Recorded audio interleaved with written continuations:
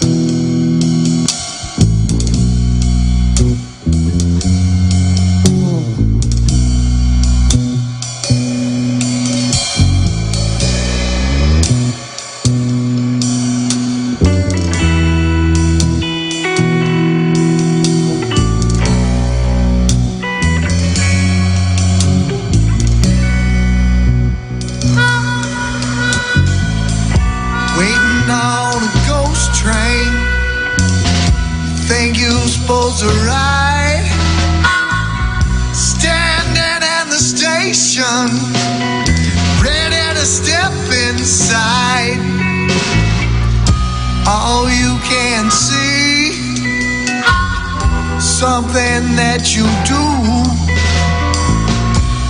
was red as the future was waiting for you.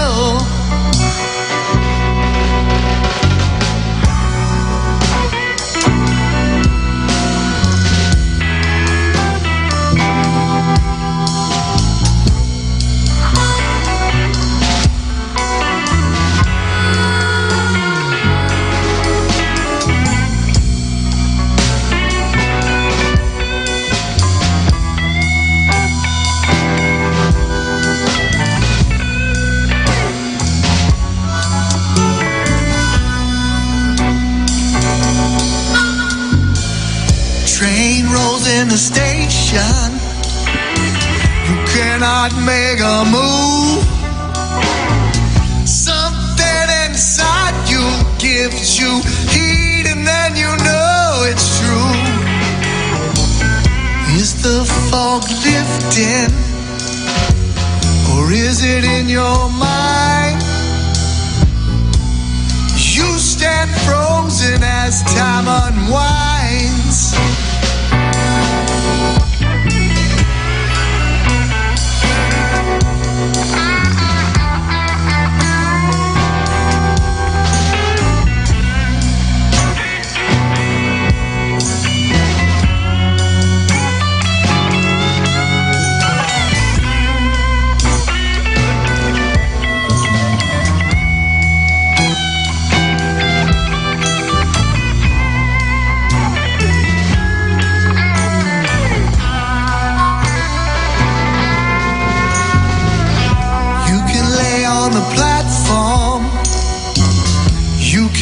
Weep and moan, or you can reach your hand up and stop standing alone. Let them take your hand as you lift your face. Rise and take your place.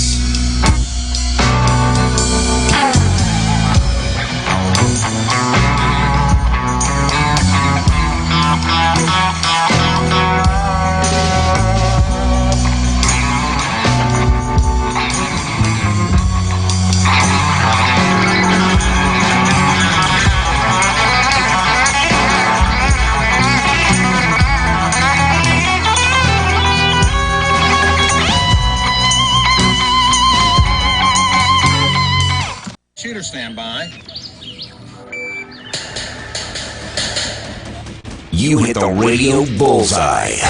And the home for everything Second Amendment, concealed carry, the latest gear, reciprocity, legislation, the right to self-protection. And it shall not be infringed. This is Eye on the Target Radio with your hosts, Rob and Amanda. Hey there, everybody. Welcome to the show. Thanks for joining us. And this will be 2 hours of fun-filled education talking about guns, Second Amendment, ammo, shooting. Whoopee. Yeah, Constitution, all those kinds of things. So there is so much stuff going on that when you say, what did you do this week? I did not a lot besides buy ammo and watch the Kyle Rittenhouse trial. So that's what they tell you is you're supposed to stock up on tuna fish and ammo again. So it's like Y2K all over again. Okay. Well, the good news is since Y2K in the 21 years since then, we finally ran out of Dinty beef stew and now the tuna fish comes in little packages that are stackable as opposed to cans. Oh. so it stores easier. And you don't need a P38 to get in the can. No.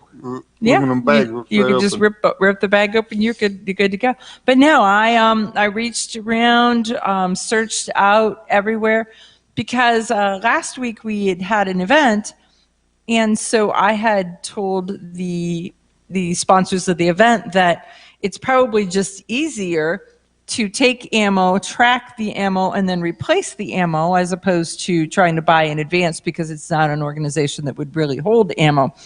So I hauled it out of, we'll just say, the stockpile. And now my husband is actually saying, where'd that come from? Why is this big box just came? Yeah, well, we're restocking. We're good. It's all good. Get rid of the old stuff and get the new fresh stuff in stock. Well, it's that. And the good news is that ammo is back available. So everything that we shot. Some things, but it's still, we'll just like 38 Special 380, a little bit tricky to come by. So everything that we shot. About a certain type of bullet weight or something. I'm seeing a lot of guys getting ready to go out deer hunting.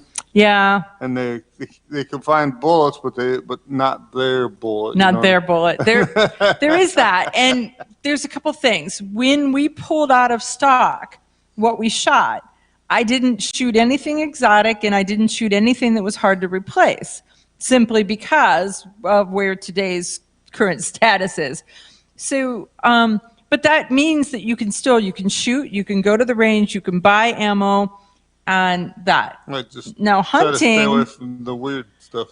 And if you're hunting and you're like, I want my ammo, it may be that you have to go to the range again, or go to the range again and prove out a different type of ammo that is now your alternate ammo. Like 13 backups just in case you can't get the ammo for the. Right. Yeah. No. A little bit of that. Some of the stuff I have, they quit making ammo in World War I, so chances are you're not going to have to worry about it. I have to make it, or I just go to Plan B or C or D till I've got. So you're good. Bullets. Look at something.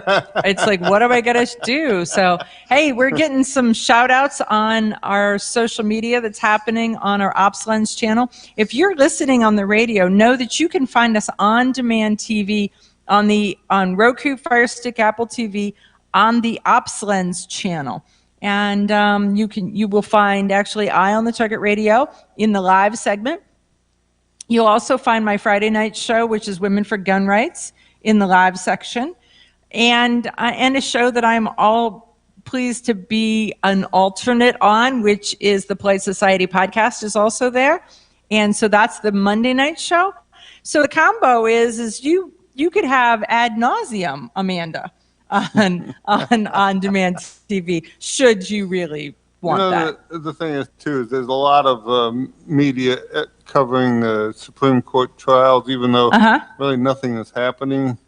They had to interpret every wink and nod and sneeze and shift in the chair. Mm-hmm. But it's really not going to come out till November, I think, or something like that. Or no, it's actually like 8 months. It is November now, so it's going to be. It's 8 months from now. So it's going to be a while. Like but next anyhow, May or June, end of May, beginning of June. It's comical to read some of the suppositions of what they think is going to happen. The sky is falling. The sky is falling. And we're getting rid of all gun control and all this stuff.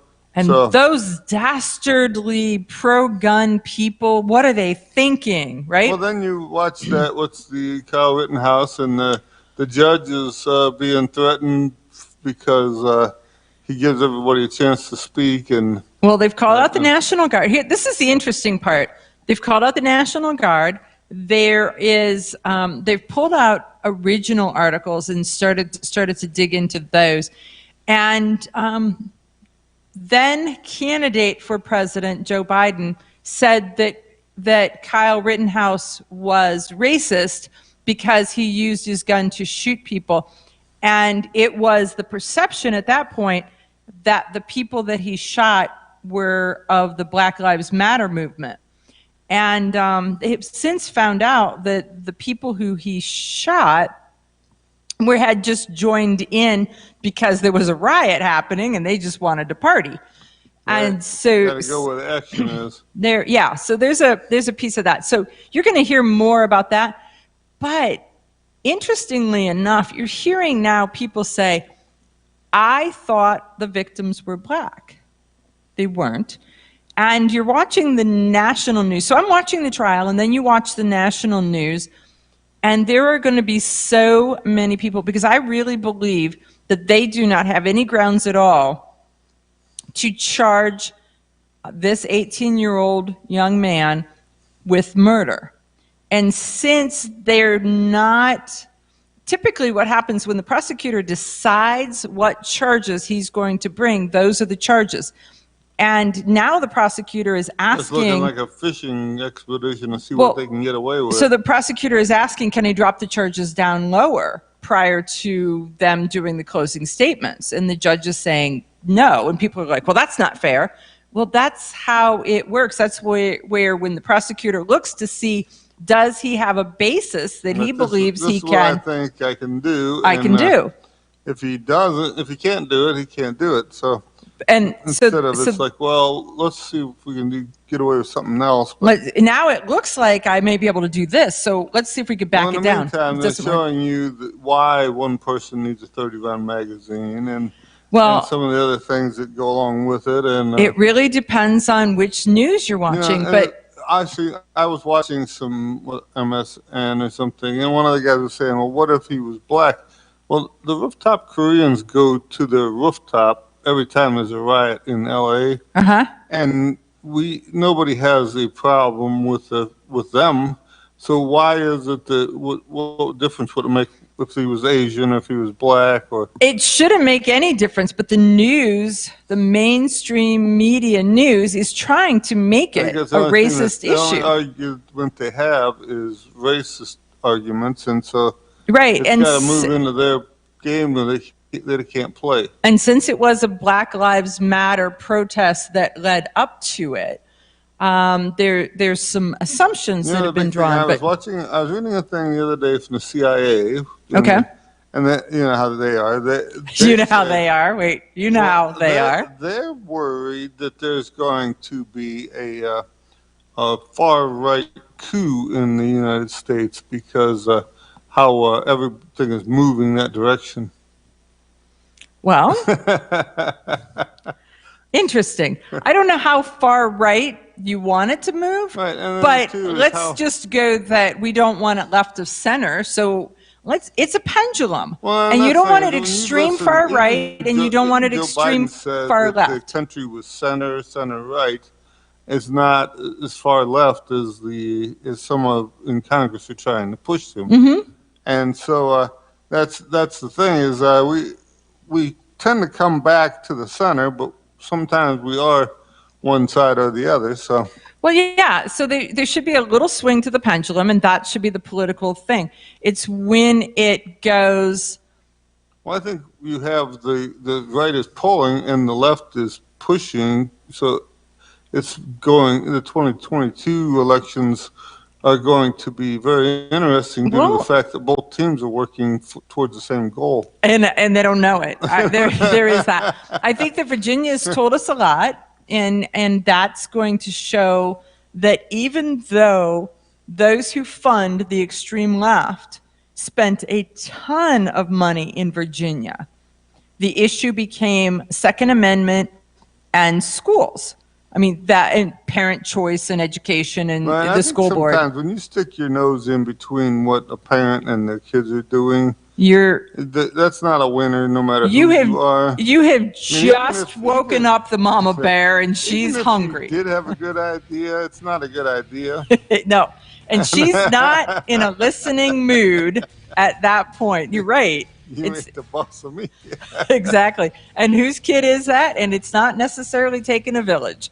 So all of that's happening. And when we come back, we're going to talk a little bit about the history of the striker fire gun. Okay, you ask yourself, who is this Realize Firearms Awareness Coalition, and what do they do?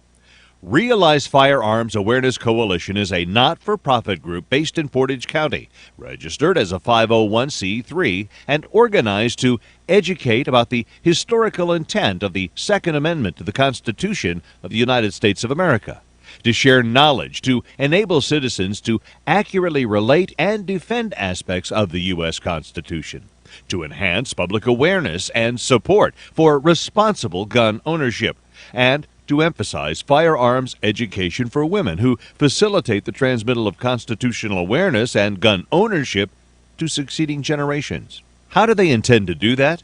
By talking to you all and having you talk back, by hosting educational summits and events. So tune in, listen, and participate.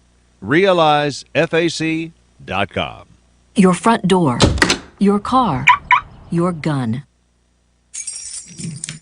Safety is a habit. Gun safety and responsible storage are no different, and the best way to help prevent accidents, misuse, and theft. Cable locks help keep firearms secured. Learn how to get a free firearm safety kit. Visit projectchildsafe.org. If you have a firearm, own it, respect it, and secure it. Brought to you by the National Shooting Sports Foundation and the Bureau of Justice Assistance. Shotgun with Charlie. I'm Charlie Cook from Writing Shotgun with Charlie. Conversations in the car about gun safety, freedoms, and even a few laughs. Imagine you're in the back seat listening to an intimate chat with me and my passengers as we drive all around the country. Listen, watch, and subscribe to the Writing Shotgun with Charlie YouTube channel and podcast.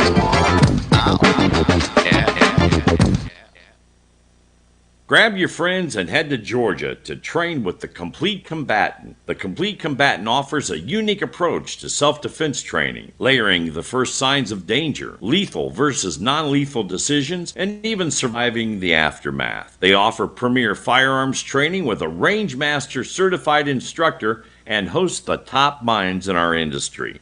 See the courses offered on thecompletecombatant.com. That's thecompletecombatant.com.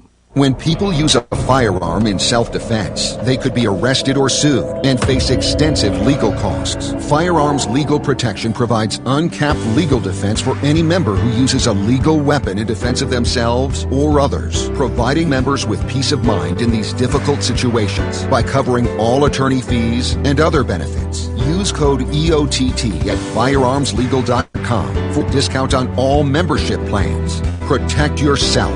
We'll protect you. Ladies, ever wish you could find a brand that understood the difference between feminine and functional? A brand that didn't make you choose between looking good and looking tough.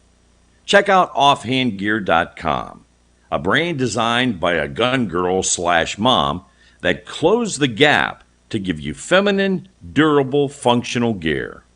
Offhandgear.com. The brand that gets you. We all know rust is bad. To help keep rust from forming on your firearms, tools, and other ferrous-based items, you want to have Rust is Bad in your gun-safe toolbox and anywhere you want to be rust-free. Rust is Bad bolsters and G-strings deposit small, safe particles that coat your rust-vulnerable items. Save your valuable items with Rust is Bad. Go to www.eyeonthetargetradio.com and follow the link for more information. That's www.eyeonthetargetradio.com for Rust is Bad.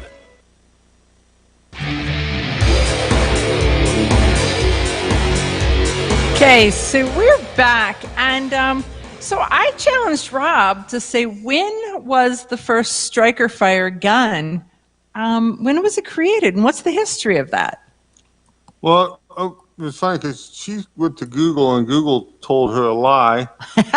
But you guys could do your own homework. Check this out. Right now, Google says the HK with their VP70 was the first striker-fired gun. It was not a commercial success, but it was commercially available. After that, they say the Glock was number 2.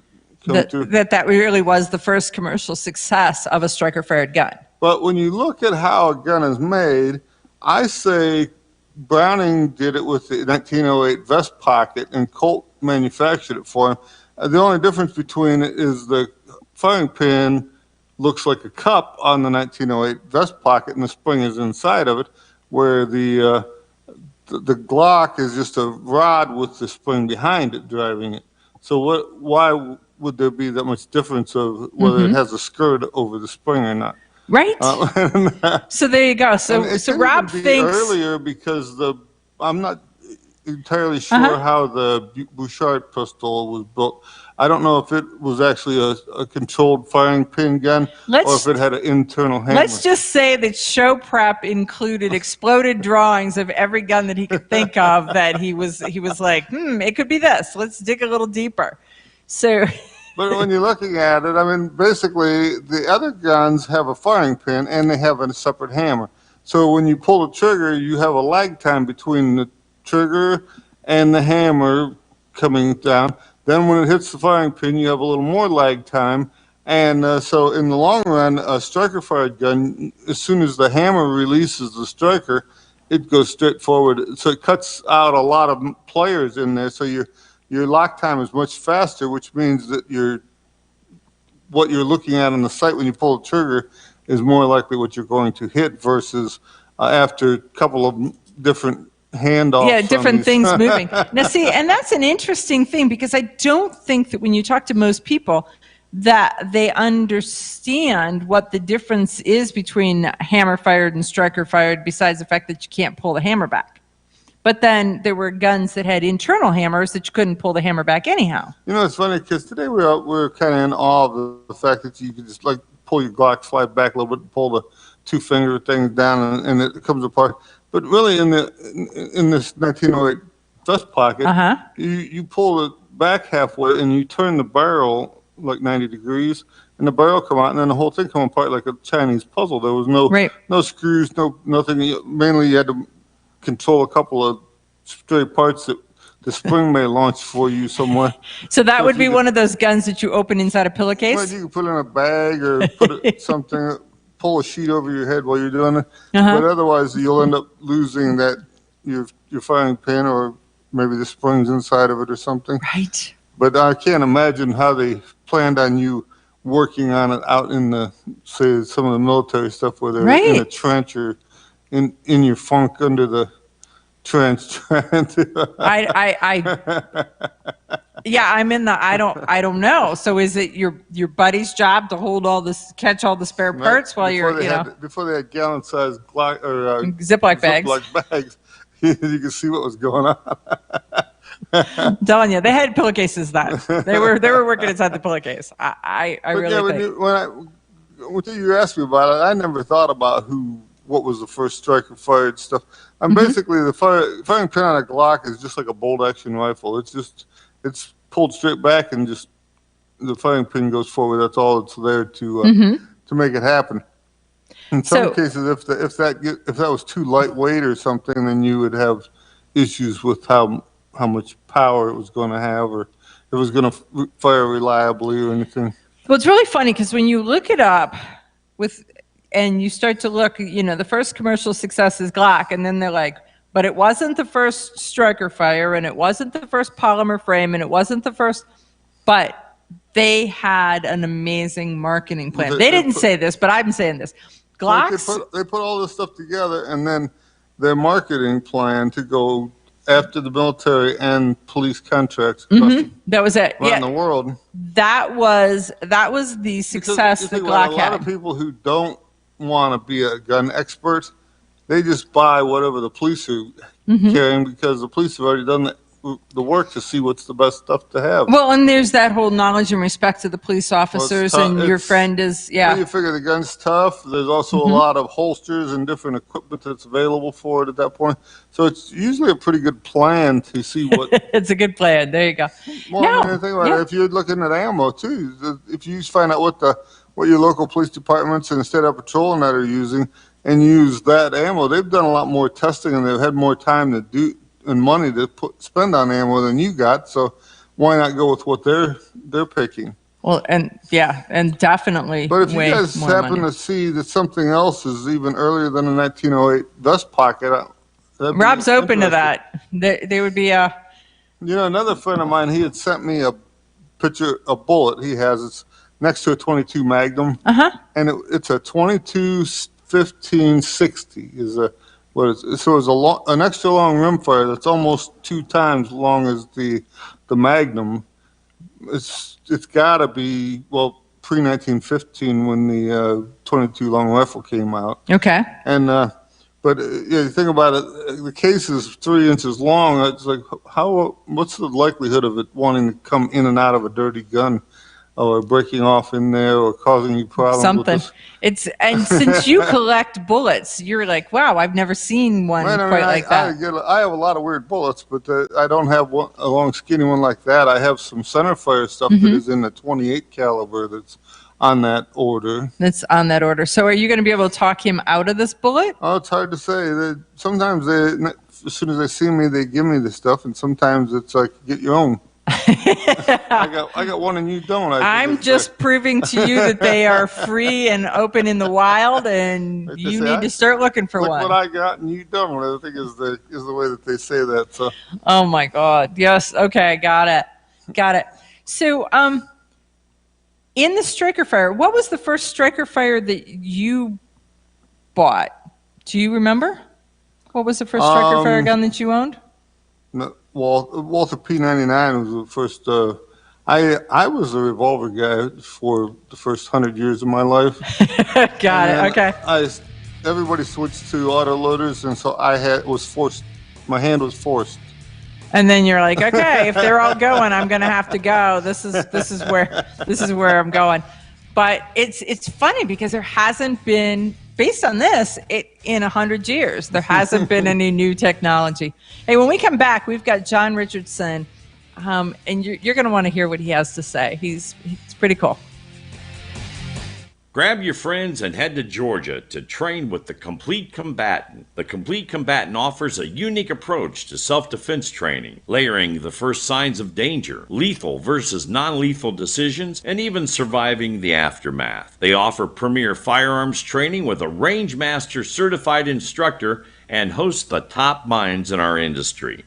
See the courses offered on thecompletecombatant.com. That's thecompletecombatant.com. When people use a firearm in self-defense, they could be arrested or sued and face extensive legal costs. Firearms Legal Protection provides uncapped legal defense for any member who uses a legal weapon in defense of themselves or others, providing members with peace of mind in these difficult situations by covering all attorney fees and other benefits. Use code EOTT at firearmslegal.com for a discount on all membership plans. Protect yourself. We'll protect you. Okay, you ask yourself, who is this Realize Firearms Awareness Coalition, and what do they do? Realize Firearms Awareness Coalition is a not-for-profit group based in Portage County, registered as a 501c3, and organized to educate about the historical intent of the Second Amendment to the Constitution of the United States of America, to share knowledge, to enable citizens to accurately relate and defend aspects of the U.S. Constitution. to enhance public awareness and support for responsible gun ownership, and to emphasize firearms education for women who facilitate the transmittal of constitutional awareness and gun ownership to succeeding generations. How do they intend to do that? By talking to you all and having you talk back, by hosting educational summits and events. So tune in, listen, and participate. RealizeFAC.com. This is Cheryl Todd of Gun Freedom Radio, and I am proud to join Amanda Suffolcool and all the 50 women, one from each state, in our grassroots efforts to protect the Second Amendment as delegates of the DC Project. Grassroots organizations like the DC Project run on donations, so please consider donating to our GoFundMe/DC Project to keep the promise of freedom alive. Shotgun with Charlie. I'm Charlie Cook from Riding Shotgun with Charlie. Conversations in the car about gun safety, freedoms, and even a few laughs. Imagine you're in the back seat listening to an intimate chat with me and my passengers as we drive all around the country. Listen, watch, and subscribe to the Riding Shotgun with Charlie YouTube channel and podcast. Ladies, ever wish you could find a brand that understood the difference between feminine and functional? A brand that didn't make you choose between looking good and looking tough.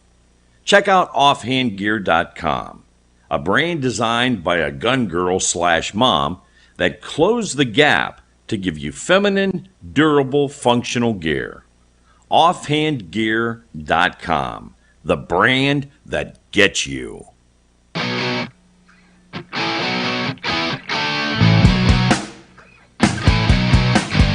Hi, this is Paul Lathrop from the Polite Society podcast. I wanted to let you know that the show you're listening to is a proud member of the Self-Defense Radio Network. You can check out all the shows on the network by going to selfdefenseradio.net or tune in for more on Self-Defense Mondays on Karma Radio, krmaradio.com.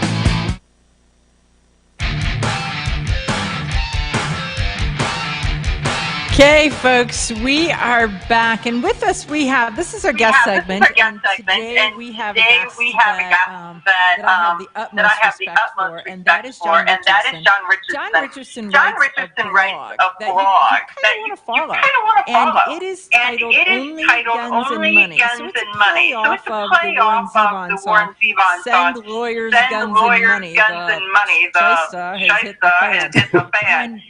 And John, in a lot of cases, writes exactly about what has just hit the fan. So we're asking him to fill us in on the latest and the greatest about what's happening with PNR. So hey John, thanks for joining us on Eye on the Target Radio. Well, thanks Amanda, thanks Rob. Well, I guess the latest walking backwards is there was a tape that was released earlier this past week. Somebody had secretly recorded a meeting just after Columbine of the NRA leaders discussing how they were going to have the annual meeting, whether they're going to move it or not. And, you know, there was talk that if they didn't have an exhibit, the annual meeting would be full of nuts and fruitcakes and hillbillies, and it was kind of derogatory towards us, to be honest. Right, and there were multiple. I saw that because I read your blog, and I saw that it was like it was a round robin of name calling. Exactly. Could be there, Billy. Well, given that I live in the mountains of North Carolina, I guess I would be an Appalachian American or a hillbilly. Right. So it's not so much that they were name calling or that they were afraid of advocates coming to talk at the meeting. I think it was just mainly the disdain they had for the general membership that is what bothered me the most. Because without us, without our activism, without our money, there is no NRA. Especially the annual members. I'm an endowment life member, but with the monies that I've donated to the NRA have been spent long ago. It's the annual members who keep renewing year after year who provide the ongoing flow of money, to be honest. Mm-hmm. And I do know that. Do you think most of them have any idea what's going on with the NRA from the New York situation to any of it? No. To be blunt, no. I mean, if all you read is what you see in the official journals, the American Hunter, American Rifleman, etc., everything looks hunky-dory. And to be honest, people aren't going to trust the trace. The New York Times is suspect, as is the Washington Post. Mm-hmm. Wall Street Journal, maybe not so much. The mass media has, burnt their bridges. So who are you going to listen to? The people who you think are on your side, or the people you know that are not on your side? Right. And I hate to say it, but those people that are not on our side have been pretty darn accurate in what they've reported. Yeah, I mean they're digging for dirt, and when they find it, they're not pulling any punches, and they're dumping it out there. And the sad part is that there's dirt to be dug. Absolutely. And I just finished reading Tim Mack's book, Misfire, and he is not anti-NRA, he is not anti-gun, but and there are some things that he wrote about that I disagree, but is well-researched, incredibly annotated in the sense that everything is backed up. It comes from court filings, depositions, other articles. Everything is backed up. I mean, you could have 10 to 15 notes per page of his sources. Mm-hmm. And he talked to, he's talked to a lot of the original people, the Chris Coxes, the Tony Macris, the people who knew Wayne way back when, people who knew the internal dynamics of the NRA. And Wayne was pretty much perceived as kind of a nervous, absent-minded professor sort who would get almost a panic attack when something happened. And so he depended upon initially your Angus McQueen from Ackerman McQueen, and that lasted for a number of years.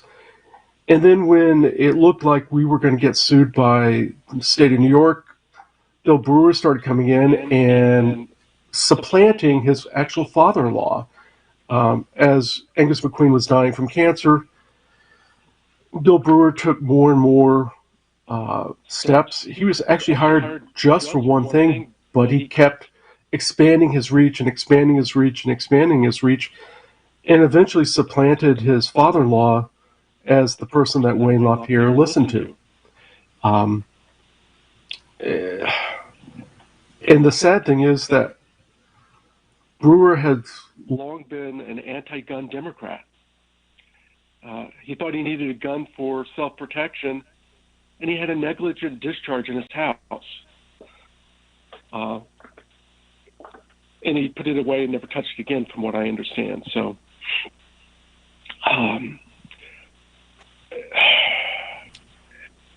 so basically what Brewer did a lot was alienate a lot of the people who had been longtime friends of Wayne, people who had been in good confidence, Ollie North, the McQueens, Chris Cox, and kind of like a sheepdog separating out the sheep, got everything away from him, away from Wayne, people who he might have listened to, so was only listening to Brewer.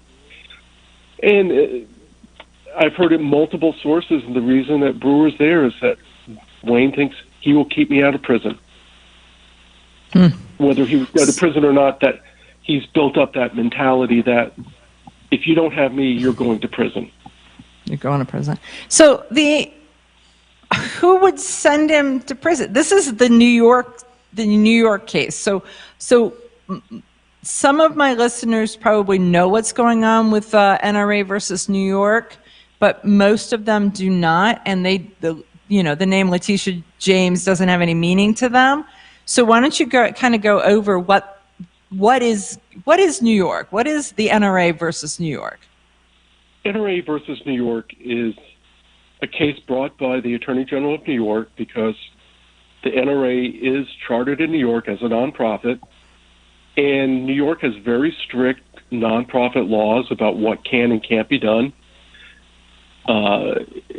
They're charged with violating a lot of those laws, and 3 of the 4 people are named as individual defendants: Wayne LaPierre, Woody Phillips, the former CFO, Josh Powell, the former chief of staff, and then the current general counsel, John Fraser. It's a civil case. Wayne would not go to prison as a result of this. But what she's calling for is the dissolution of the NRA, saying basically it's a corrupt organization that can't be saved. Now, I certainly disagree with that. Mm-hmm. I don't disagree with the thought that there needs to be reform and that leadership needs to be changed. And perhaps you have a board of 76. You cannot have with a board of 76, there's no control over the hired help, for lack of a better word, no control over the executives.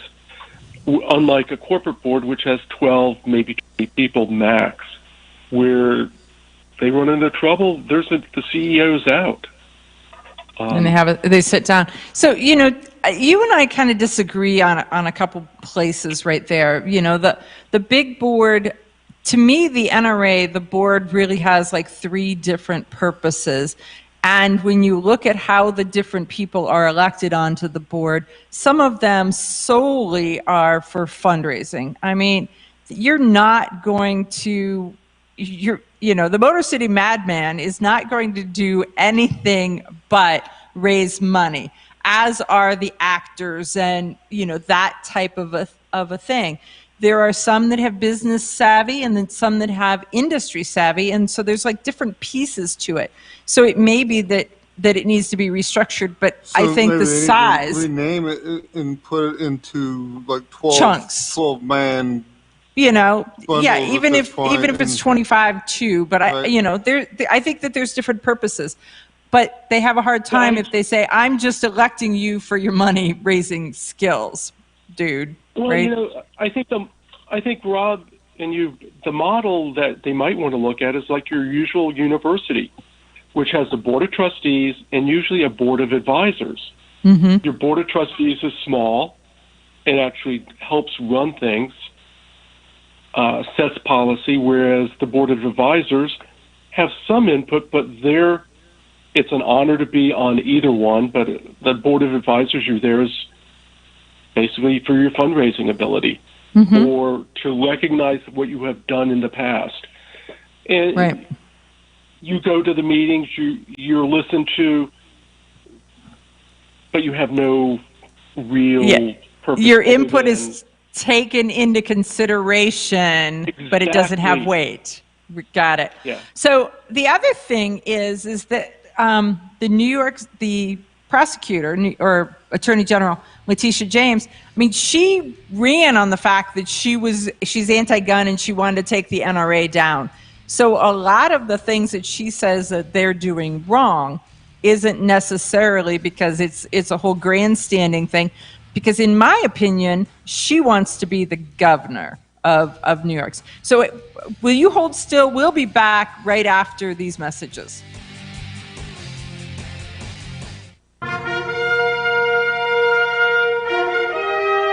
Honest citizens like you protect themselves every day. We talk about it every week on the Self-Defense Gun Stories podcast. Were these gun owners lucky, or did they have a plan? How should we defend the people we love? We discuss recent examples on the Self-Defense Gun Stories podcast. Put us in your pocket.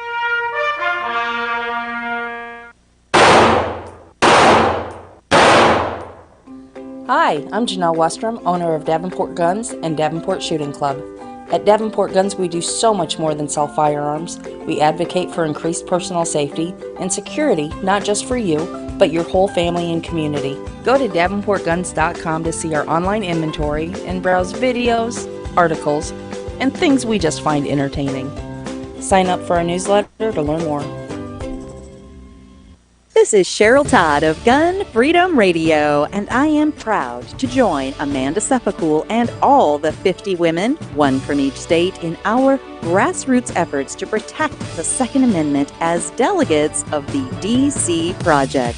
Grassroots organizations like the DC Project run on donations, so please consider donating to our GoFundMe/DC Project to keep the promise of freedom alive. Ladies, ever wish you could find a brand that understood the difference between feminine and functional? A brand that didn't make you choose between looking good and looking tough? Check out offhandgear.com, a brand designed by a gun girl/mom that closed the gap to give you feminine, durable, functional gear. Offhandgear.com, the brand that gets you. Okay, you ask yourself, who is this Realize Firearms Awareness Coalition, and what do they do? Realize Firearms Awareness Coalition is a not-for-profit group based in Portage County, registered as a 501c3, and organized to educate about the historical intent of the Second Amendment to the Constitution of the United States of America, to share knowledge, to enable citizens to accurately relate and defend aspects of the U.S. Constitution, to enhance public awareness and support for responsible gun ownership, and to emphasize firearms education for women who facilitate the transmittal of constitutional awareness and gun ownership to succeeding generations. How do they intend to do that? By talking to you all and having you talk back, by hosting educational summits and events. So tune in, listen, and participate. RealizeFAC.com. Shotgun with Charlie. I'm Charlie Cook from Riding Shotgun with Charlie. Conversations in the car about gun safety, freedoms, and even a few laughs. Imagine you're in the backseat listening to an intimate chat with me and my passengers as we drive all around the country. Listen, watch, and subscribe to the Riding Shotgun with Charlie YouTube channel and podcast. When people use a firearm in self-defense, they could be arrested or sued and face extensive legal costs. Firearms Legal Protection provides uncapped legal defense for any member who uses a legal weapon in defense of themselves or others, providing members with peace of mind in these difficult situations by covering all attorney fees and other benefits. Use code EOTT at firearmslegal.com for a discount on all membership plans. Protect yourself. We'll protect you.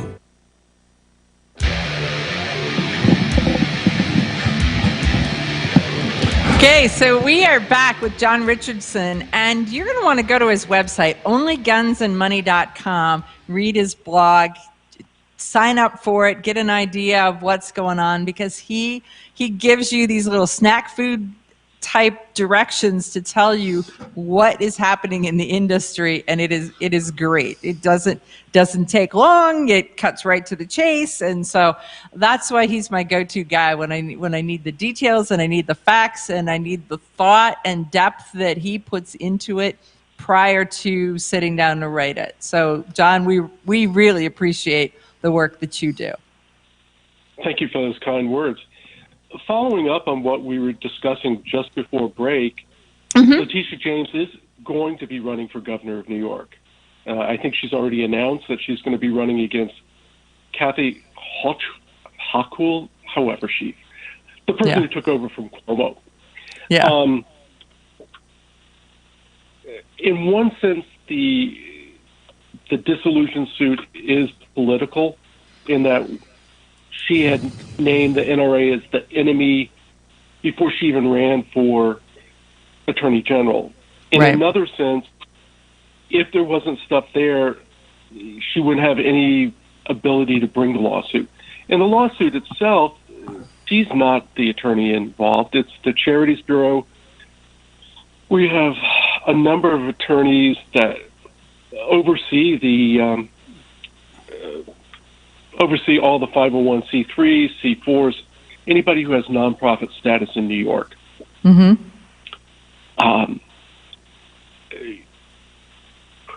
And I remember asking, once I saw that she decided to run for governor, I asked somebody, did they think that it would have an impact on the case? And the answer was probably not, other than they would like to have it wrapped up sometime early 2022.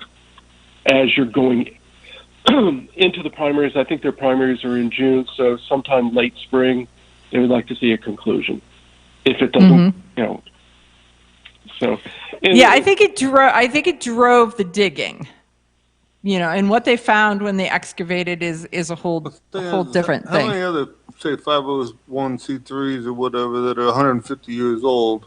Right. If you dug into it, they've become complacent and let somebody kind of be and do what they want. Well, I agree with that, and I think that no matter what, every organization can be better. New people, new ideas, every organization can be better. And so that's the hope, is you get to a spot where it can be better. But, the comments where it's like it's unsalvageable, we're going to have to just shut it down. I mean, some of the members know that they saw the filing to declare bankruptcy. The thing that I don't think a lot of people realize is that you can't, if you own a business, if you own a company, you can pick that company up and you can move it, like Smith & Wesson is doing, like Remington is doing. You can just pick it up and say, I don't like you, state, I'm moving. The NRA cannot do that. A 501c3 cannot be moved in that manner. It has to be disbanded, and all of its assets have to go to like-minded organizations within that state, so the money doesn't get to leave the state. Which means that if the NRA truly just wants to pick up and move and not fight for its life in New York, everything that it is listed as an asset gets to be donated to other firearms safety organizations. And think about it. Moms Demand Action says that they're a firearms safety organization. How palatable is that to the NRA members that the NRA Museum goes to Mom Demand Action and the assets associated with it?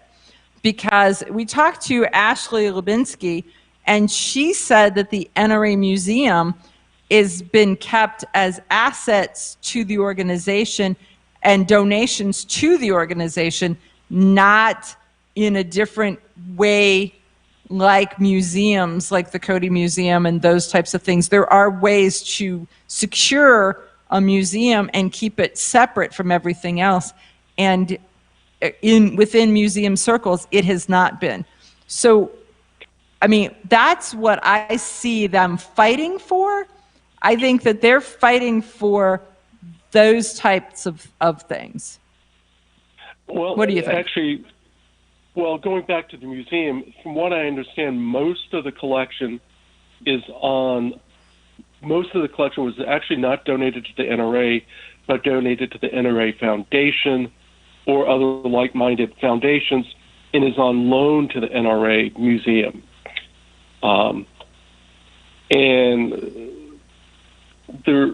I have talked to a guy named Doug Wickland, who has just been retired as one of the senior curators, and he's certainly concerned about the collection, whether some of it is being sold off to raise monies, whether parts of it are going to people, just friends, just to raise some money. There has been exhibits that have been taken down, etc. Whether or not, the problem for the NRA is that they could move to Texas. They could move if they had the permission of the Attorney General of New York to re-establish themselves in another state. I think they could keep their assets if they moved. It's only if they're dissolved in New York that they can't keep their assets. The sad thing is, back about 1990, 1991 or two, law professor Joe Olson, who was a board member at the time, said, we need to get out of New York. It's not turning, we need to re-charter ourselves in another state like South Dakota or Texas or some state that would be friendlier. Right. And as I understand it, from Professor Olson, it was like, well, no, New York's fine. And it turns out somebody on the board was a New York attorney, said, no, New York's just fine. And they just ignored it. In retrospect, he was correct. Right. 30 years later, here's what happens. And since they don't have a foot in both camps, and was it because 30 years ago he mentioned that the other team decided that this was an open door also? I don't know. It depends on whether somebody's really digging hard into the notes of where he mentioned it. I mean, most people don't want to read the minutes of every members meeting and all the ad nauseum that goes along with it. Yes, some people, as Rob points at John Richardson, some people do read all the... Well, and I will admit I have read a good part of the hacked documents from the Russians. Some of them are just like, okay, fine. Have no earthly use. It was just proving that it was a hacked document is really all it was doing, It was somebody's lunch order. Out. Yeah. Yeah, exactly. There's from like 2012 through 2021 organization charts. Well, okay. Yeah. So we're down to the last minute. I want to give a shout out to you again. So folks, check out John's blog, onlygunsandmoney.com. John is a frequent contributor to the Polite Society podcast on Monday nights, so you can find him and find his face on OpsLens on demand on Roku, Apple TV, Fire Stick, on the OpsLens channel under both Polite Society podcast and this live show for today. So it's got all of that. But you really want to spend the time reading his blogs. And you can find them on Facebook and they'll come across, or you can go directly to his website, onlygunsandmoney.com. So John Richardson, thank you very much for joining us on Eye on the Target Radio. We really appreciate your input. Okay, you ask yourself, who is this Realize Firearms Awareness Coalition and what do they do? Realize Firearms Awareness Coalition is a not-for-profit group based in Portage County, registered as a 501c3 and organized to educate about the historical intent of the Second Amendment to the Constitution of the United States of America, to share knowledge, to enable citizens to accurately relate and defend aspects of the U.S. Constitution, to enhance public awareness and support for responsible gun ownership, and to emphasize firearms education for women who facilitate the transmittal of constitutional awareness and gun ownership to succeeding generations. How do they intend to do that? By talking to you all and having you talk back, by hosting educational summits and events. So tune in, listen, and participate. RealizeFAC.com.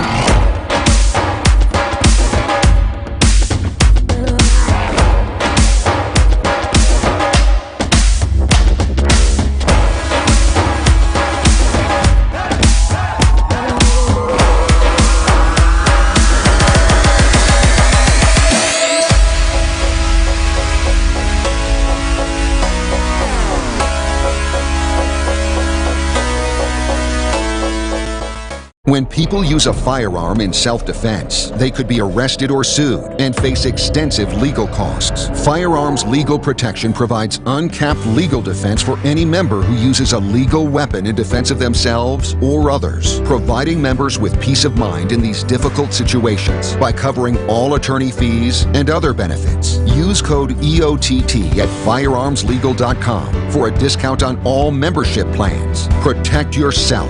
We'll protect you.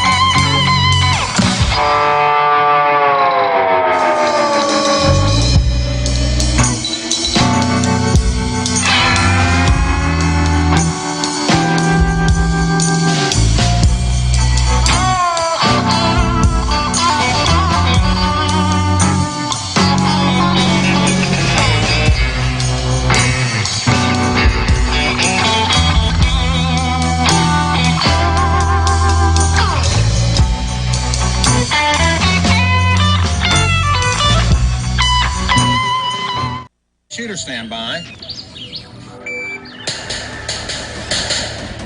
You hit the radio bullseye. And the home for everything Second Amendment, concealed carry, the latest gear, reciprocity, legislation, the right to self-protection, and it shall not be infringed. This is Eye on the Target Radio with your hosts, Rob and Amanda. Okay, well, welcome to Hour 2 of Eye on the Target Radio. And let's start by talking a little bit about our sponsors, because that's who keeps us on the air. So we've got, in case you haven't noticed, we've got a brand new sponsor, Firearms Legal Protection. And given the Kyle Rittenhouse trial, think about... But it's not very, the price isn't too bad, and you need the price is really good. And you need to think about the fact that they're going to let you have access to a lawyer immediately. I mean, whenever you have a question, instead of when you get arrested. And it isn't about the fact that you broke the law. It's about the fact that somebody's decided that they're going to get famous on the situation that you've made, that you've done, that it has been there. So it doesn't, you are innocent, yet you are going to become George Zimmerman. You're going to become Kyle Rittenhouse. You're going to become, there's so many of those kinds of stories where the amount of cost that is involved, you definitely want to have them on your team before you get to one of those. I mean, yeah, so you are... They make you sleep better at night for sure. Yeah, if you need a lawyer, all your dues are going to be paid back in spades immediately. I mean, so it actually is... But they have lawyers that specialize in the type of questions you have, where you may have a lawyer, but he may not know a thing about what you're doing. There is so much of that. So I really do want you to think about whether you... It would be great if you go to our sponsor, but think about it so that you make sure that you and your family are protected.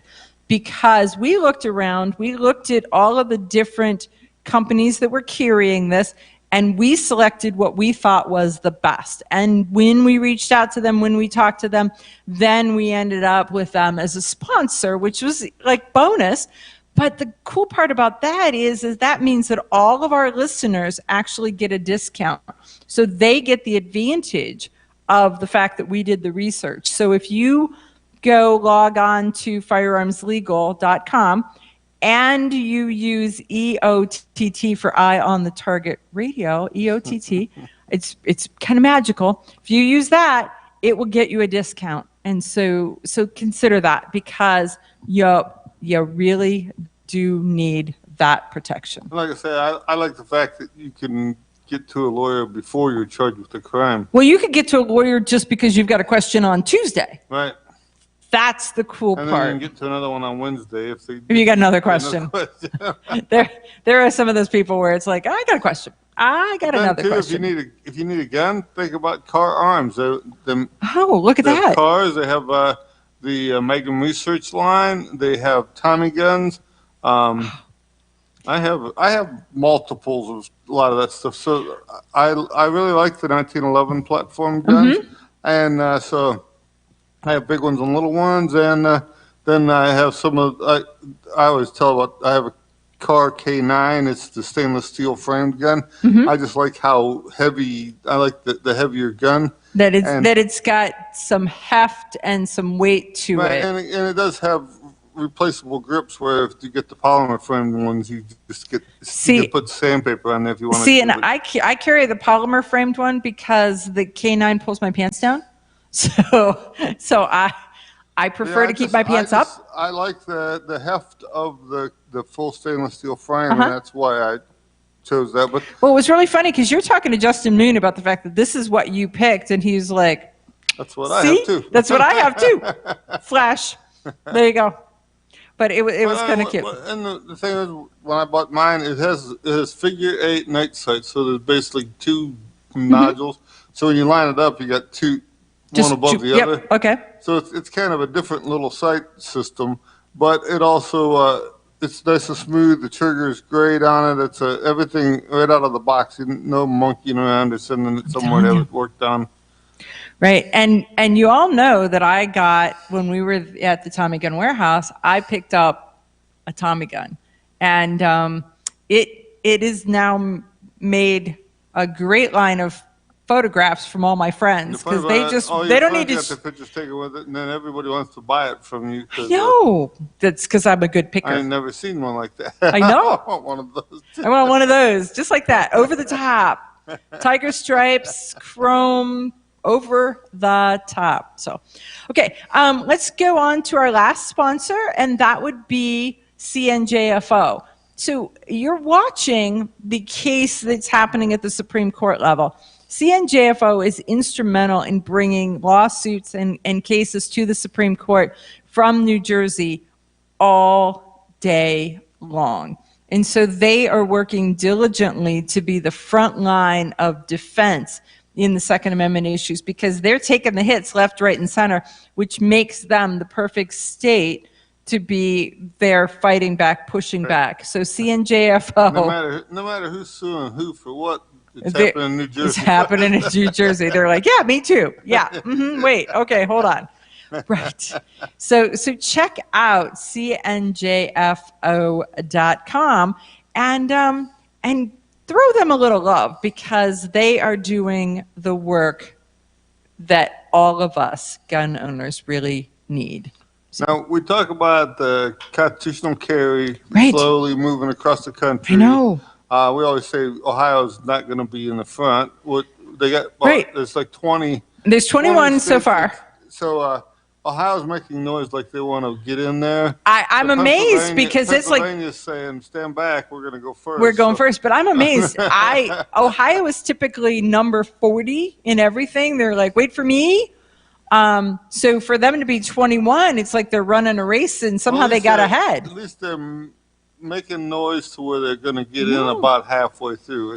That's okay. If they get in before 25, I'm going to be really amazed because Ohio is just kind of like, yeah. They're still going to issue permits if you want a permit because that way, if you travel to a state that doesn't do it, you still have proof that you have taken your courses and everything. But also, it's just going to make it so much easier if you only carry a gun occasionally. You don't want to have to pay the extra money, or you can barely afford the bullets in the gun, let alone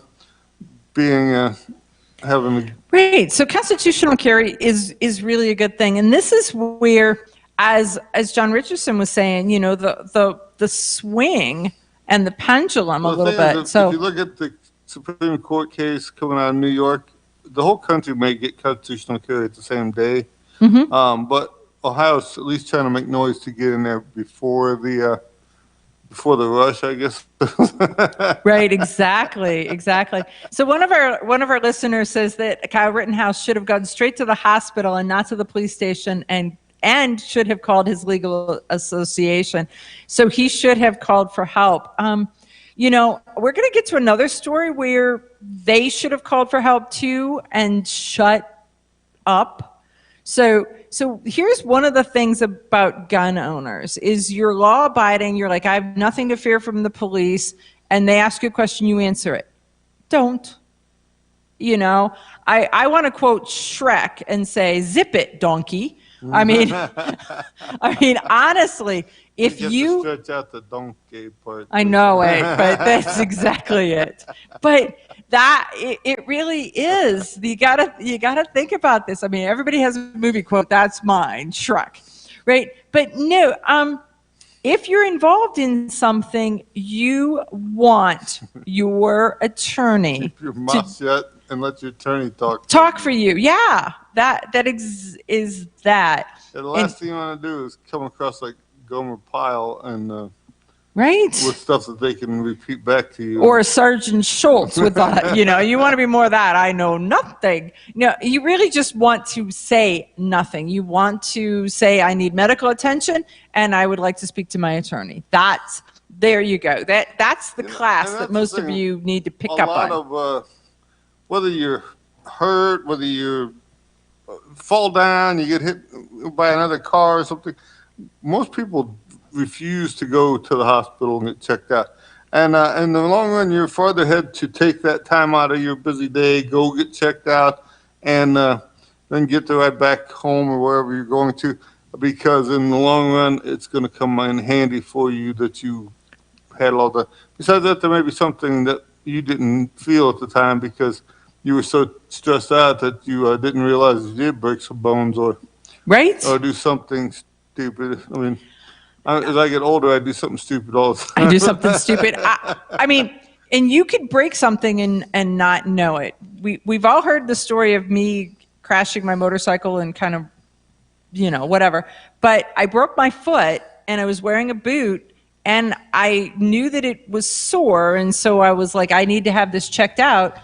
But it became the fact that I had to switch, and I rode my husband's motorcycle. He rode mine to the hospital with my broken foot.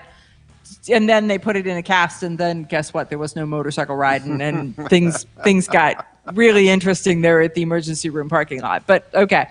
So when we come back, we're going to talk a little bit about the ATF going to a gun shop.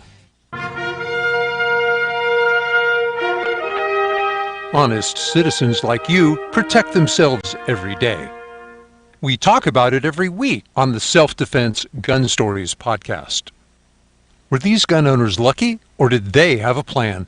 How should we defend the people we love?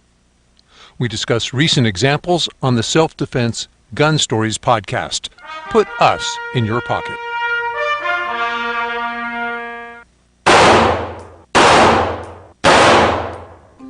Hi, I'm Janelle Westrom, owner of Davenport Guns and Davenport Shooting Club. At Davenport Guns, we do so much more than sell firearms. We advocate for increased personal safety and security, not just for you, but your whole family and community. Go to davenportguns.com to see our online inventory and browse videos, articles, and things we just find entertaining. Sign up for our newsletter to learn more. Your front door, your car, your gun. Safety is a habit. Gun safety and responsible storage are no different, and the best way to help prevent accidents, misuse, and theft. Cable locks help keep firearms secured. Learn how to get a free firearm safety kit. Visit projectchildsafe.org. If you have a firearm, own it, respect it, and secure it. Brought to you by the National Shooting Sports Foundation and the Bureau of Justice Assistance.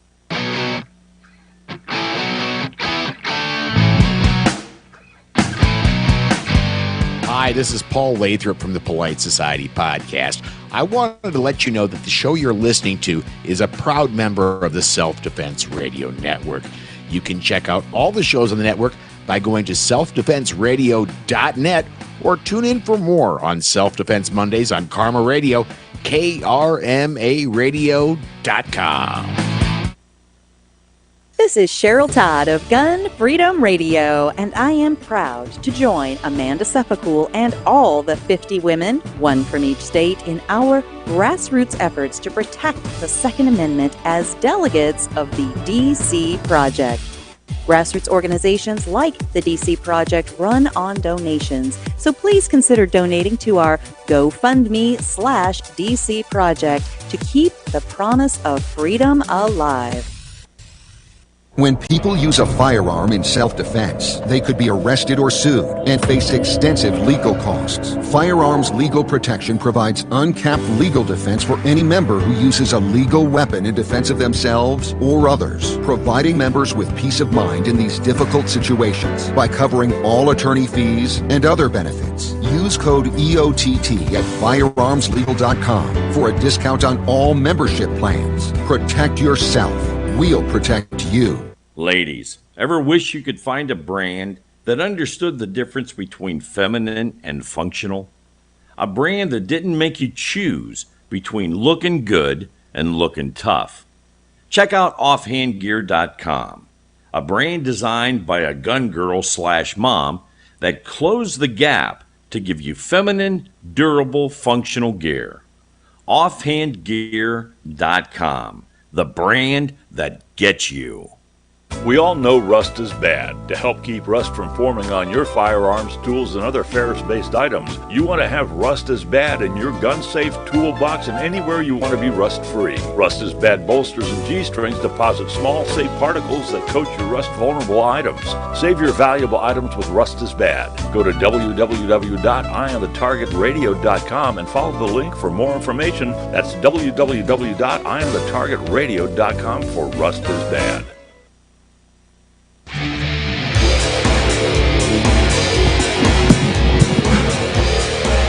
Okay, so we ended the last segment talking about keeping your mouth shut.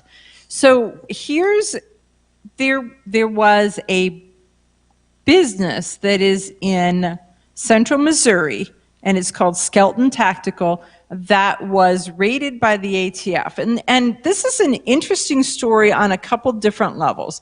But the first one is I think the first one is that Missouri passed the Second Amendment Preservation Act. Correct, the SAPA law. That made it so that the law enforcement inside Missouri could not help the feds with any kind of a gun. So what happened before that was the feds would send one guy, cause the local police department to have to supply all the others to do something, and so the federal government could really get their tentacles out there hard, and they're not spending their own money doing it. And so SAPA said that if the federal government wants to do a raid or a sting or whatever, you need to send your own folks. Our folks cannot help you. That's the premise of SAPA. The second part of this is the fact that the ATF went and did this raid, but they didn't tell the local law enforcement because the local law enforcement wasn't sure where it can be involved or if it's actually starts stepping on its own toes. Well, so there's two pieces. So the local didn't know if it could be involved, but it didn't know about it because the federal didn't tell them about it. So they weren't going to step on their own toes because they didn't know that there were toes to step on. So they were just kept out. And then now they're like, well, there's a spot where you at least identify and say, I'm having a raid. The crazy part is the ATF was actually in their office the day before, and they didn't say we've got a raid coming up. We've got anything. Nothing did they transfer that information. So there may be some. This is that you pass this, so take that kind of, repercussion. They sent a man and a woman in a sting. One of the things they said there was multiple reasons that they did this, and this Mr. Skelton is starting to lawyer up, but he's not. He says that most of what they're saying he did. So. Right, so he just keeps talking, and so they're saying, we are going to prosecute you for this, this, and this, and he keeps saying, yep, did that, yep, did that, yep, did that. His lawyer is going to want to hit him with a stick. But in the gist of the main thing is almost every husband-wife team that goes to the gun shop together is breaking this law. So here's the sting that they did, and it was a sting, is that they sent a couple in. The woman was buying the gun. The woman selected the gun. She picked out the gun. She did everything that it was going to be her gun. And then the husband pulled out his wallet, handed her the money to pay for the gun. Says, now he handed me the money, but she was to be the purchaser. Okay, so he handed the clerk the money. So think about this. When you go shopping, who pays for what? Because that, for a firearms purchase, matters.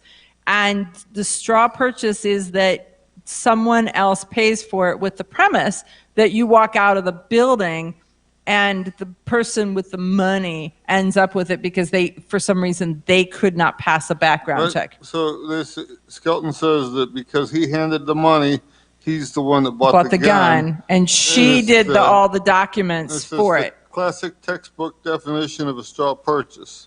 But I mean, I can tell you that my wife handles my money. I mean, I got money, but if I'm using paycheck money or something, well, it's got to come through our account, and she's the one that's in charge of all that. Because there's a community account. I mean, I don't know, in our, in most marriages, or a lot of the marriages, there's not his and her accounts. There is a community account, and there is someone who holds the checkbook. I don't need money, and I have a bank card that never works, so I tend to not need more money because it's just a pain in my rear end. So here's the question: if my husband and I walked into a gun store and he picked out the gun that he wanted, he did all of that, and then when we got to the counter, he says, "Can I have the checkbook?" And I hand him the checkbook. He writes it out. Was that me giving him the money? Well, and that's because he signed the checkbook.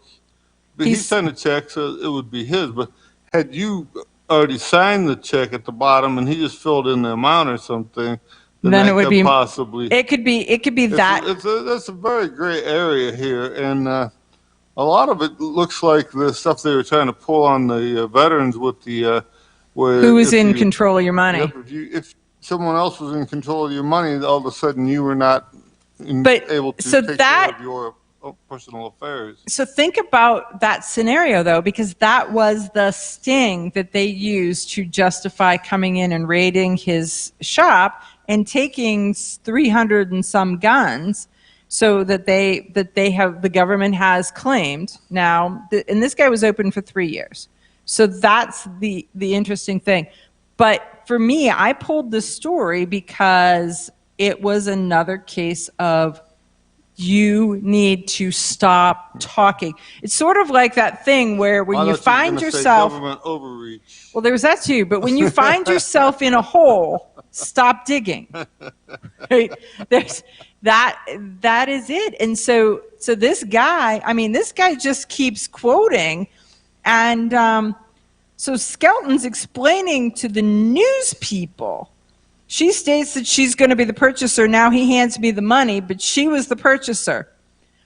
They're saying that's not right because he was the one that handed me the money. They're saying that he's the one that bought the gun. Skelton explained to the news people. That's a textbook definition of a straw purchase, and it's illegal under both state and federal law. You think that quote is not going to come back and be read to him at the trial like I say, every husband-wife team goes through the same exact stuff, and I mean I've seen it a million times where it's like I need money because I can't buy this without it. So I'm just saying, stop talking when you find yourself in a hole. We tell to do the same thing for your car, so you can't buy a new truck either because the wife's holding the checkbook. I'm the wife. I got the checkbook. We're just saying. So, yeah, exactly. Because when we bought Bob's new car, that was exactly the story. Pay the man, is what he said. Pay the man, Junior. Grab your friends and head to Georgia to train with the Complete Combatant. The Complete Combatant offers a unique approach to self-defense training, layering the first signs of danger, lethal versus non-lethal decisions, and even surviving the aftermath. They offer premier firearms training with a Range Master certified instructor and host the top minds in our industry. See the courses offered on thecompletecombatant.com. That's thecompletecombatant.com. Honest citizens like you protect themselves every day. We talk about it every week on the Self-Defense Gun Stories podcast. Were these gun owners lucky, or did they have a plan? How should we defend the people we love? We discuss recent examples on the Self-Defense Gun Stories podcast. Put us in your pocket. When people use a firearm in self-defense, they could be arrested or sued and face extensive legal costs. Firearms Legal Protection provides uncapped legal defense for any member who uses a legal weapon in defense of themselves or others, providing members with peace of mind in these difficult situations by covering all attorney fees and other benefits. Use code EOTT at firearmslegal.com for a discount on all membership plans. Protect yourself. we'll protect you. Okay, you ask yourself, who is this Realize Firearms Awareness Coalition, and what do they do? Realize Firearms Awareness Coalition is a not-for-profit group based in Portage County, registered as a 501c3, and organized to educate about the historical intent of the Second Amendment to the Constitution of the United States of America, to share knowledge, to enable citizens to accurately relate and defend aspects of the U.S. Constitution, to enhance public awareness and support for responsible gun ownership, and to emphasize firearms education for women who facilitate the transmittal of constitutional awareness and gun ownership to succeeding generations. How do they intend to do that? By talking to you all and having you talk back, by hosting educational summits and events. So tune in, listen, and participate. RealizeFAC.com. Ladies, ever wish you could find a brand that understood the difference between feminine and functional? A brand that didn't make you choose between looking good and looking tough. Check out offhandgear.com, a brand designed by a gun girl / mom that closed the gap to give you feminine, durable, functional gear. Offhandgear.com, the brand that gets you. We all know rust is bad. To help keep rust from forming on your firearms, tools, and other ferrous-based items, you want to have Rust is Bad in your gun-safe toolbox and anywhere you want to be rust-free. Rust is Bad bolsters and G-strings deposit small, safe particles that coat your rust-vulnerable items. Save your valuable items with Rust is Bad. Go to www.IamTheTargetRadio.com and follow the link for more information. That's www.IamTheTargetRadio.com for Rust is Bad. Your front door, your car, your gun. Safety is a habit. Gun safety and responsible storage are no different, and the best way to help prevent accidents, misuse, and theft. Cable locks help keep firearms secured. Learn how to get a free firearm safety kit. Visit projectchildsafe.org. If you have a firearm, own it, respect it, and secure it. Brought to you by the National Shooting Sports Foundation and the Bureau of Justice Assistance.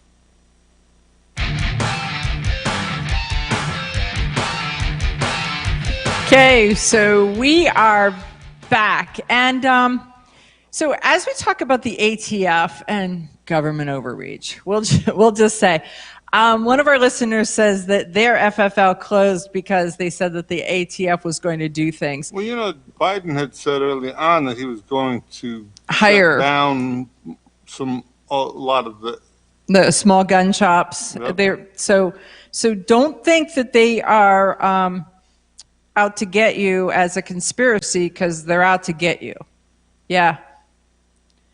So it is something else, and so for them to be able to stage these, here's the thing. You need the local gun shop to be able to transfer your firearm. You can't buy it via the internet and not get it, if you right? want something on the internet, it's got to go through. It's got to go through the FFL. So the more that they can squeeze the FFL, so it's more difficult for you to get to them. Right. So they're less there's going to be out there, the more it's going to cost you for your transfer. Mm-hmm. Pretty soon it may be too. You're going to get your transfer through a like one of the UPS stores or something where nobody there to help you if it doesn't work or if you need to know anything about it or nothing. Yeah, so you're going to definitely lose the human touch, It's going to be pump your own gas. That's what it's going to be, Nobody's going to check your oil anymore or look at your tires or change your air filter. It's pump your own gas, you're on your own, kid. You can go down to the gun shop and have them help you get a scope mount or something. Nope. It's order 40 of them in the mail and see which one fits. And then Amazon and send the rest back. There you go. And that's what we've turned into is we don't go to a store anymore. Send it to the house. We'll try it all. Send it all back. Whatever that is. And their business plan is now including that.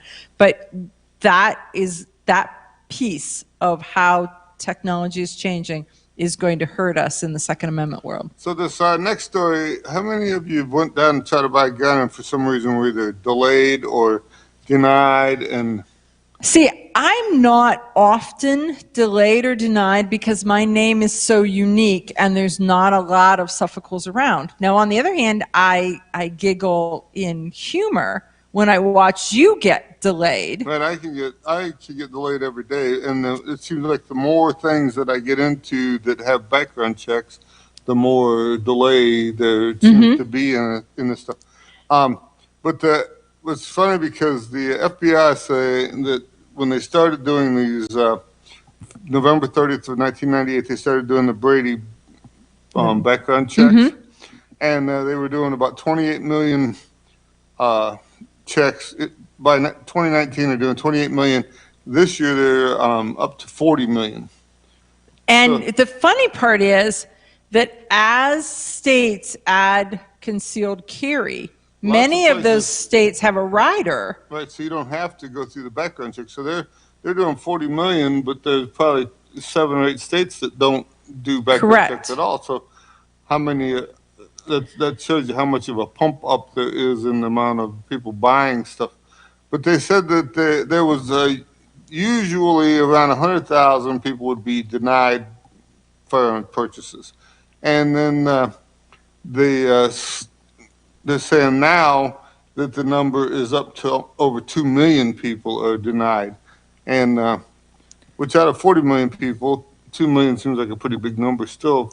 It's still a pretty big number, and so but, it's funny because the FBI says their numbers are accurate and between 99.3 and 99.8%. So if that's true, then almost no one is wrongly denied. Where Dr. John Lott. And Dr. John Lott runs crimeresearch.org, and that's another website that is well worth your time to check out and look at, because he deals in data, and he is the expert in firearms and firearms data that is out there. He's saying that 99% of the NICS denials are actually false positives. And so they use such weird ways of spelling things and serial numbers and whatever to see, and so you could be wrongly accused without. So the FBI says 99% is good. Dr. John Lott says 99% is bad. Okay, so there's that. So somebody's got their data wrong. Now this one's Gun Owners of America put in a Freedom of Information request for a certain time frame, and the FBI responded with 27.7% of the NICS appeals received during that request time period were overturned, and the firearm purchaser transactions were proceed. So here they're saying they went from 99.3 to 99.8 that were good to where they got 27% of the ones that actually bothered to fill out the paperwork to go farther into their denial. So if they denied 2 million people, how many of them actually went and contested it? 20% does will pay a lawyer to contest it. Okay. So that's 40,000 people, and then they're saying that 27% of those 40,000 people are actually wrongly accused and wrongly denied. So that doesn't match John Lott's numbers, nor does that match the ATF's numbers. The funny part, like you said, the 20% of the people who were denied will bother to fill out the paperwork and go. They say the rest of them pretty much just go. Okay, they're denied and unable to navigate the appeals process, or unable to afford a lawyer, and they say that the what was it? Thought I had it. Oh, I don't know. What's your point? So something else about, anyhow, it was about the only 20% bothered to do this. So you're saying 40,000 out of 2 million bother to go back. The rest of them just say, well, that's how it goes. And then there's denials, and then there's delays. And so in a lot of cases for you get the delay. If you're at a gun show, a delay is a denial, because they're not.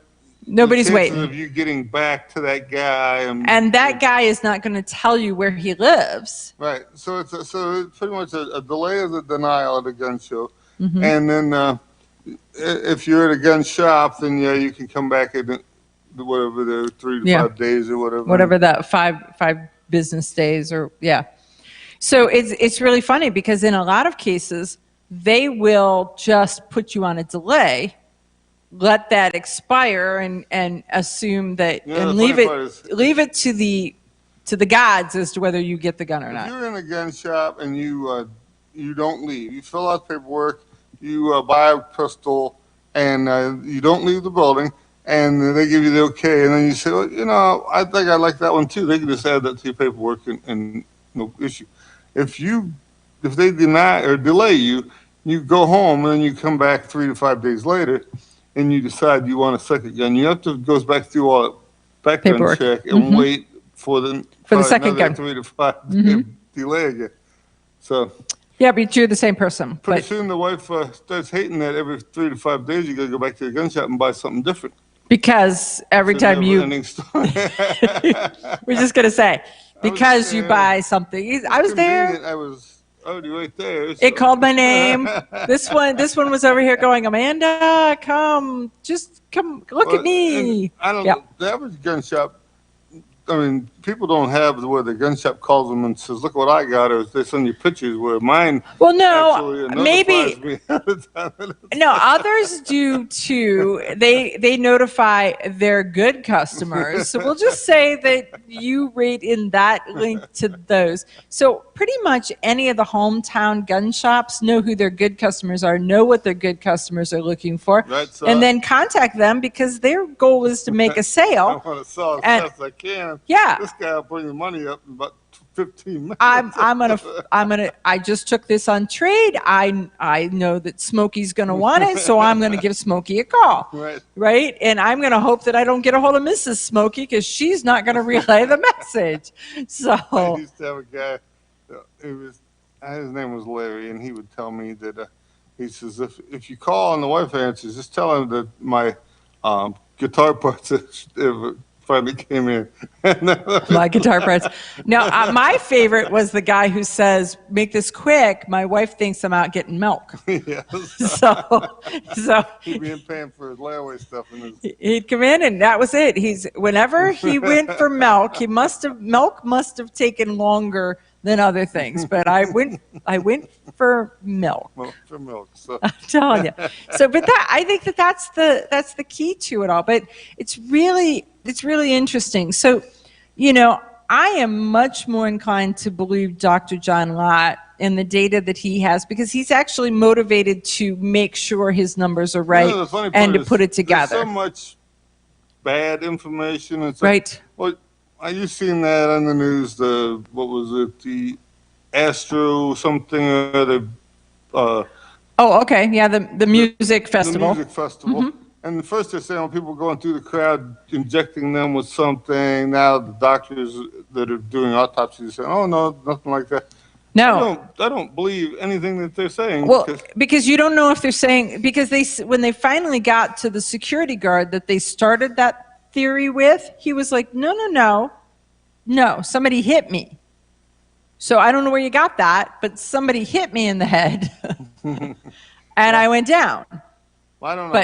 But I don't almost trust any of the news anymore. But yeah, because it's like the first guy to the mic, and whatever he says is the thing that everybody's repeating. And I don't know. You can see why they're selling so many guns, though, because other people, I'm sure, are in the same boat I am, and they don't trust what the news guys saying. They're looking at all of this and saying, I'm concerned for my safety. I'm concerned for my family's safety. I don't know where this is going to go.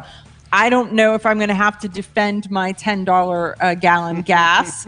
I don't know, since I can't buy a new car, if I'm going to have to defend this one because it's running and that guy's isn't. That's going to be where we all are. So we'll be back.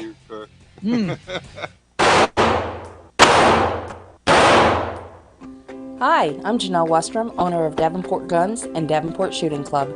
At Davenport Guns, we do so much more than sell firearms. We advocate for increased personal safety and security, not just for you, but your whole family and community. Go to DavenportGuns.com to see our online inventory and browse videos, articles, and things we just find entertaining. Sign up for our newsletter to learn more. This is Cheryl Todd of Gun Freedom Radio, and I am proud to join Amanda Seppacool and all the 50 women, one from each state, in our grassroots efforts to protect the Second Amendment as delegates of the DC Project. Grassroots organizations like the DC Project run on donations, so please consider donating to our GoFundMe/DC Project to keep the promise of freedom alive. Ladies, ever wish you could find a brand that understood the difference between feminine and functional? A brand that didn't make you choose between looking good and looking tough.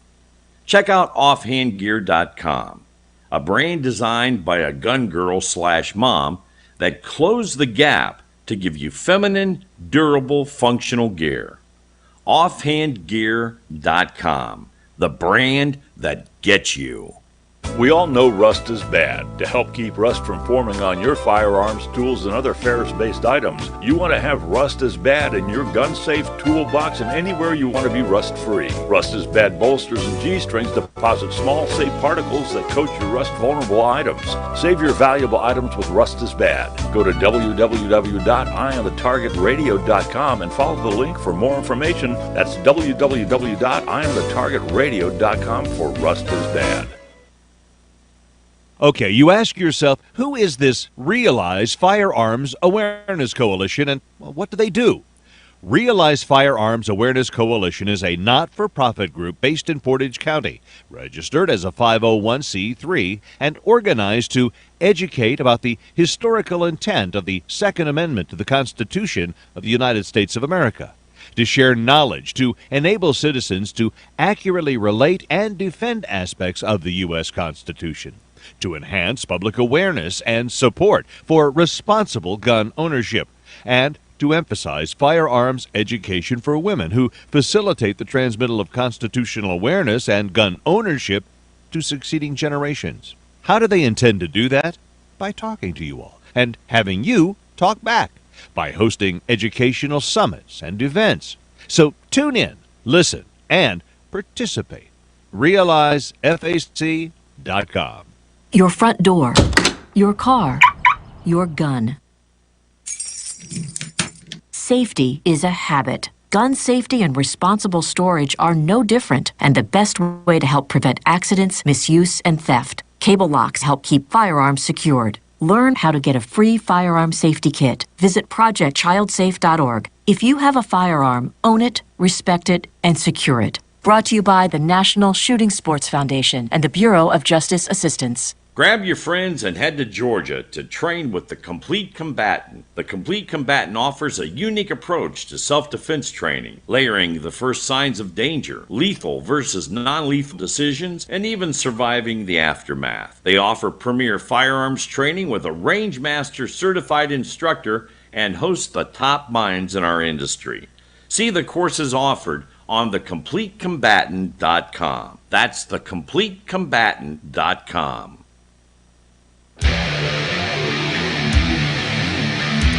Okay, so we are back, and we've talked about this a couple times because I remain extremely concerned about the UN Arms Trade Treaty. You know that in 2013, John Kerry signed it and brought it back to the United States, and in the hopes that President Obama was going to sign it.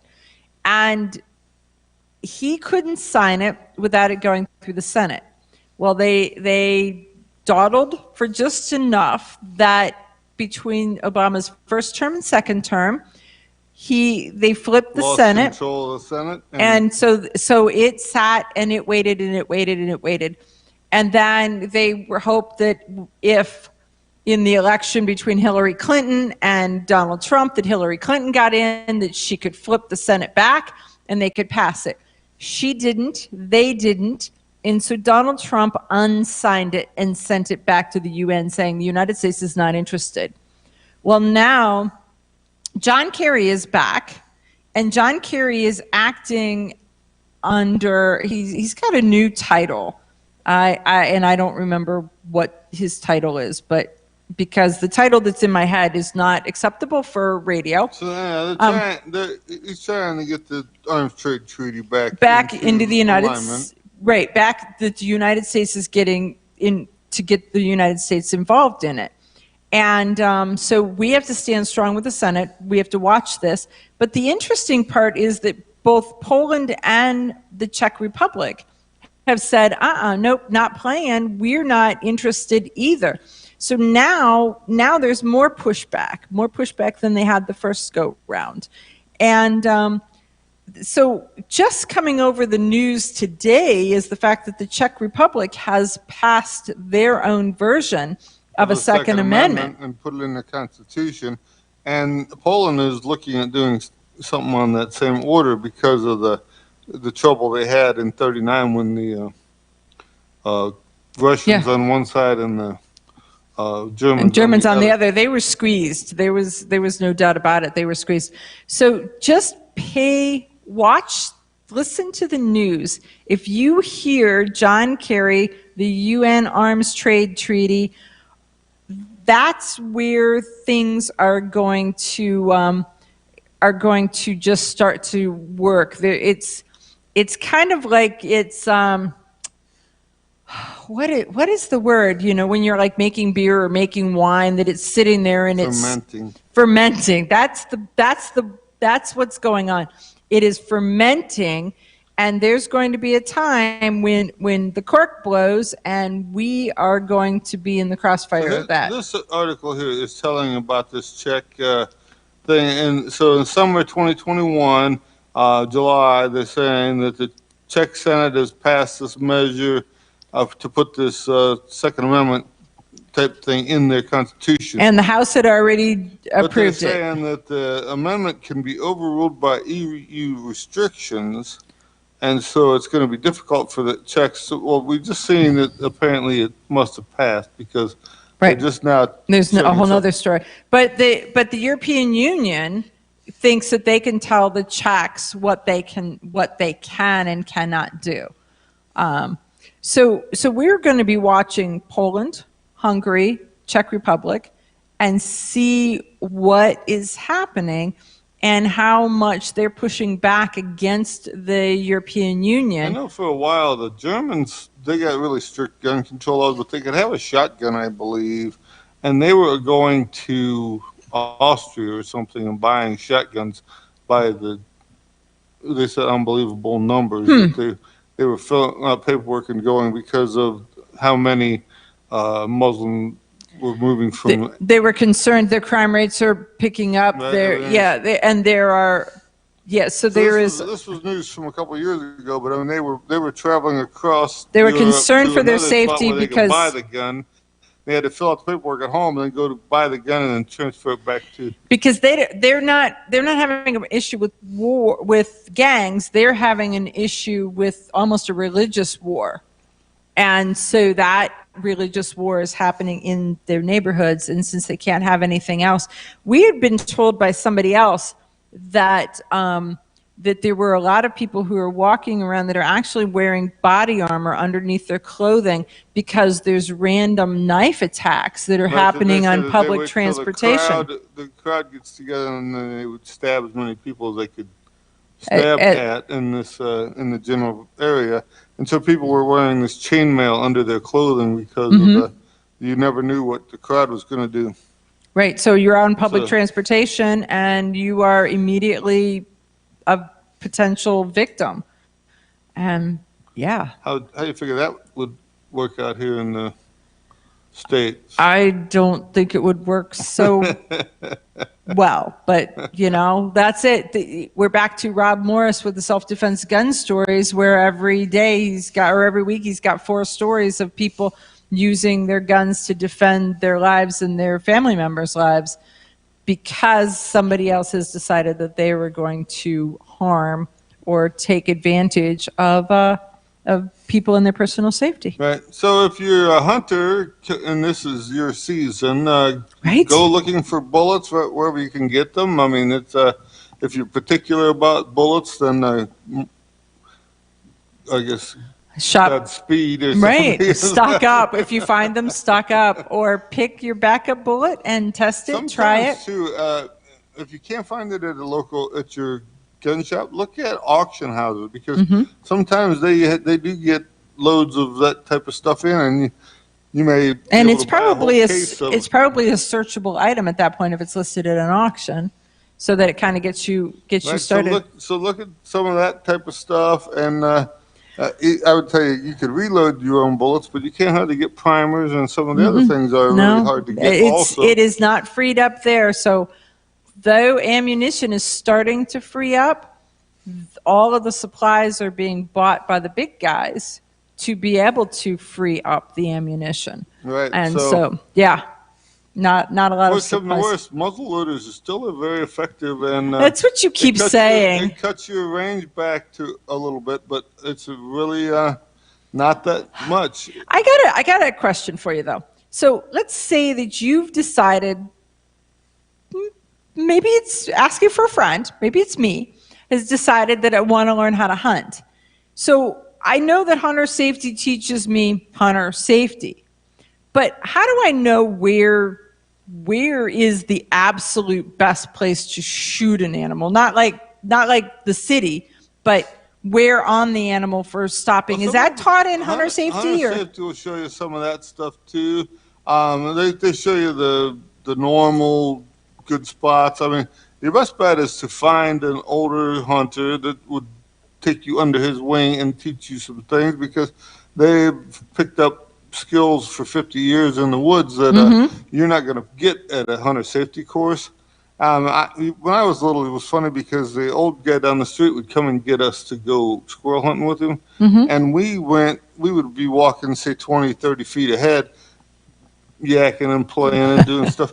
And basically, we were squirrel dogs, what it was. We made so much noise, the squirrels were watching us, and they would come around the backside of the tree, and he was walking behind us, and he would shoot the squirrels off the tree with that.